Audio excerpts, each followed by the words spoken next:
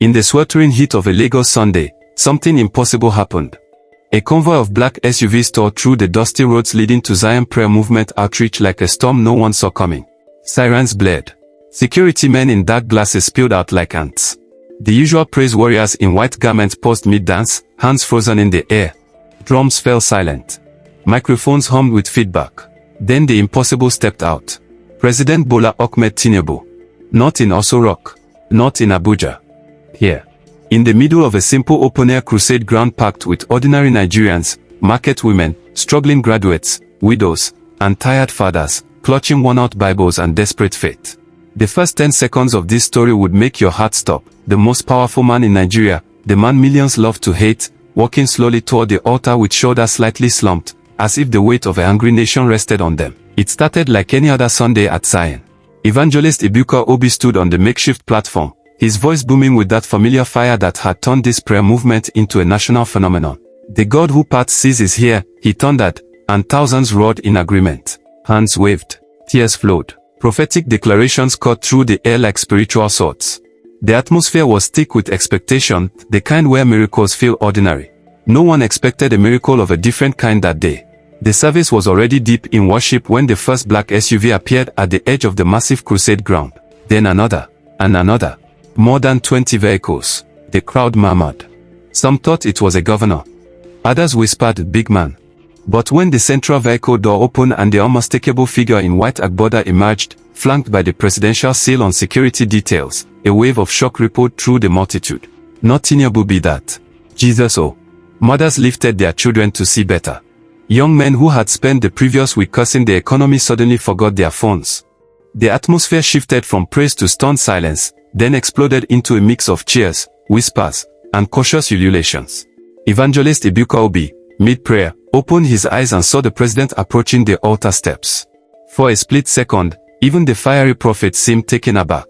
But he recovered quickly, his face breaking into a warm, knowing smile, the smile of a man who had always said God could touch anybody. Mr. President, Ebuka's voice rang clear through the speakers, you are welcome in the house of the Lord. The president climbed the steps slowly. Not with the swagger of campaign rallies.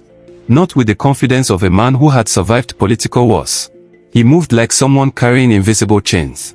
When he reached the center of the altar, the crowd, now fully realizing what was unfolding, erupted. Cameras that had been filming the crusade now zoomed in on Nigeria's leader. Tinubu took the microphone. For a long moment, he just looked at the sea of faces. Rich and poor. Supporters and critics. The very people who woke up every day to criticize his leadership on social media, in markets, in taxis, and in their living rooms. Then he spoke, and his voice cracked with unexpected vulnerability. My brothers and sisters, I came here today not as president first, but as a man who needs God. The country is going down on my watch. Things are hard. People are suffering. Every day, they curse me. Every night, I see the reports. The naira, security, fuel, the anger in the land. I have tried. We have tried. But something is missing. I have come to ask Evangelist Ebuka Obi to pray for me. Pray for this nation. Pray for my leadership. A pin-drop silence fell. Then, without another word, President Bola Ahmed Tinubu did what millions never thought they would see. He knelt. Right there on the altar floor, in his flowing white attire, the President of the Federal Republic of Nigeria went down on both knees before God and before the man of God. His security detail shifted uncomfortably. Some looked like they wanted to rush forward and stop it. But Tinubu raised a hand slightly, signaling them to stay back. The crowd gasped. Phones flew up. Some people began weeping openly. This was not the Tinubu of political calculations. This was a desperate leader at the end of himself. Evangelist Ebuka Obi stepped forward. No long introduction. No political pleasantries. He placed his hands firmly on the president's head, just as he would for any ordinary man who came forward for prayer. Thus says the Lord, Ebuka began, his voice rising with prophetic authority. The same God who lifted you from nothing to this position has not forgotten you. The battles you face are not just physical. They are spiritual forces fighting against the progress of this nation. But today, we arrest them. The prayer was powerful, thunderous. It shook the air. Every spirit of failure assigned to this administration, die. Every arrow of hatred fired at Mr. President, returned to sender. Lord, give him divine wisdom like Solomon. Give him the courage to make the right decisions even when they are painful. Heal the economy. Touch the naira. Let peace return to the land. Let the hearts of the people turn from cursing to blessing. Ibuka prayed in tongues. He prayed in English. He declared open heavens. He spoke restoration. He commanded angelic assistance over Oso Rock. For nearly 15 minutes, the man of God poured out fire, while the president remained on his knees, eyes closed, hands clasped, seemingly lost in the moment. When the prayer ended, Tinubu rose slowly. There were tears in his eyes, genuine, unscripted.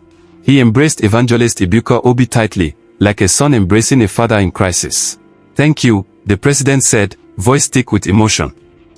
"I watch you sometimes.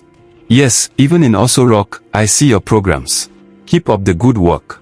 Nigeria needs more voices like yours, voices that tell the truth and still point us to God. Pray for me always. Pray for this country." The crowd erupted in wild applause.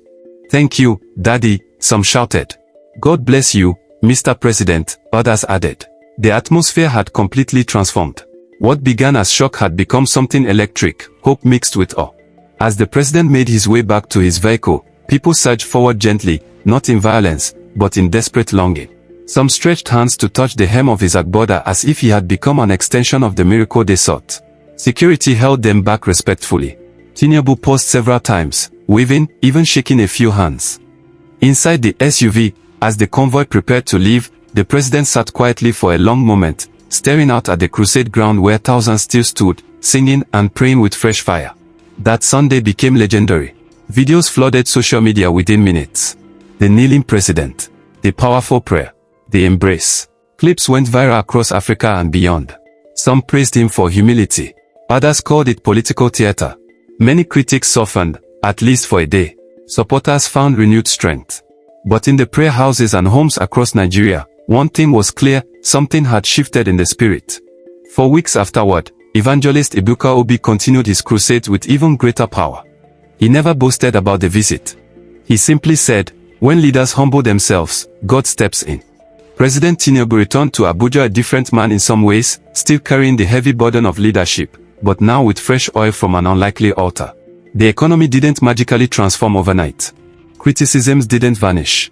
But those who were there that day swear the atmosphere over Nigeria felt lighter, as if prayers from that Sunday had opened a door.